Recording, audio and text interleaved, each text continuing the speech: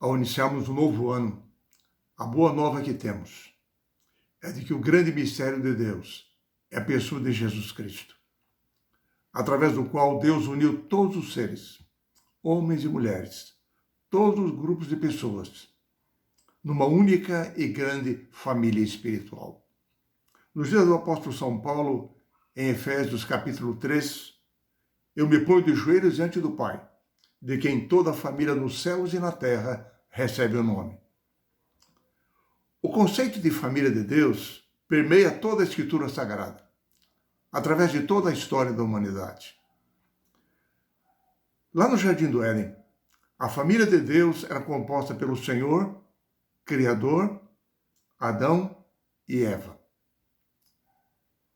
Na sequência, nós encontramos no dilúvio a família de Deus dispersa, se afastando dele, e aí o Senhor envia o dilúvio.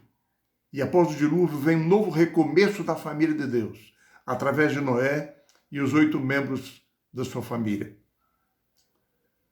Após a Torre de Babel, houve uma grande dispersão, houve um abandono de Deus. E agora o Senhor escolheu Abraão para, através dele, formar um povo e novamente fazer com que a família de Deus pudesse manter aliança com o Senhor. E assim nós vamos encontrar o povo de Israel, a descendência de Abraão, como a família de Deus.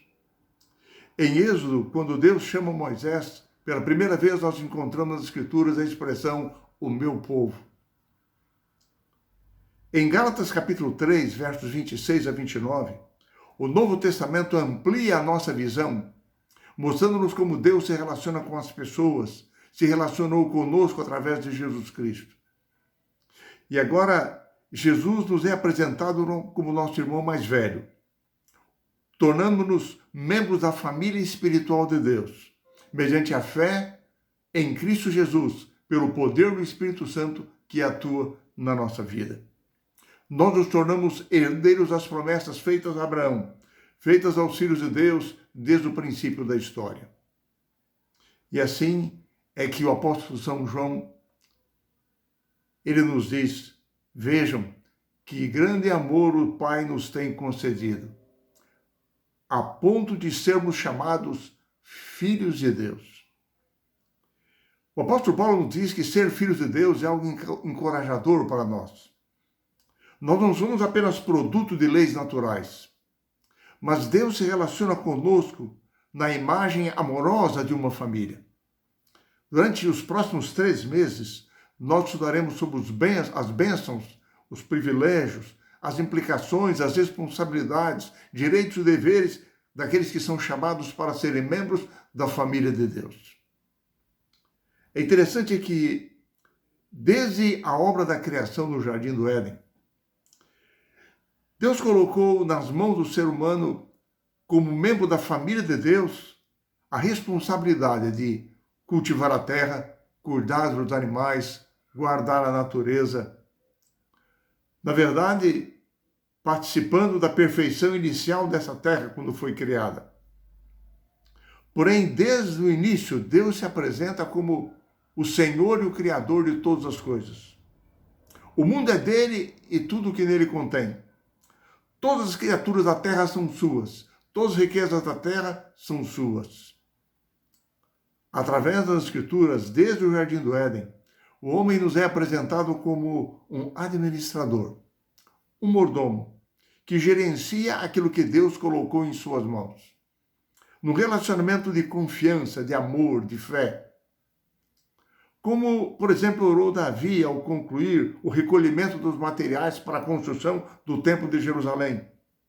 E ele orou ao Senhor dizendo, Senhor, porque tudo vem de ti, então das tuas mãos tudo damos. Nós não podemos te oferecer nem ofertas, porque tudo já é teu. Aqui está aquilo que nós recolhemos daquilo que nos concedestes. A Bíblia destaca sempre o privilégio de Deus ter colocado os seus bens, suas riquezas em nossas mãos, para que nós possamos administrá-los com fidelidade. Essa percepção é importante na vida. Por quê? quando nós sentimos que podemos trabalhar do modo mais capaz, mais eficiente possível, porém, na verdade, tudo que nós obtemos provém da bondade, da graça, da misericórdia de Deus, que nos proporciona todas as coisas, isso faz toda a diferença. Outro ponto importante é que em seu relacionamento conosco, ele é um relacionamento de confiança, de fé.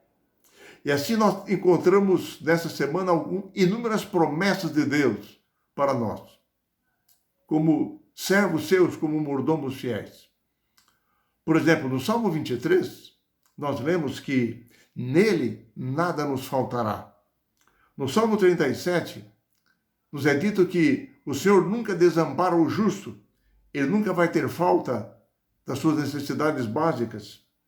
Assim que em Filipenses capítulo 4, verso 19, o apóstolo Paulo diz: "E o meu Deus, segundo a sua riqueza em glória, há de suprir em Cristo Jesus cada uma de vossas necessidades."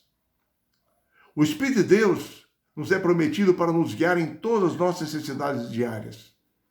Nós temos a certeza, a promessa da provisão divina para tudo aquilo que nós precisamos. Na verdade, os Salmos nos ensinam que quando nós temos Deus conosco, quando nós nos relacionamos com Ele, quando confiamos nas suas promessas, nós jamais somos desamparados.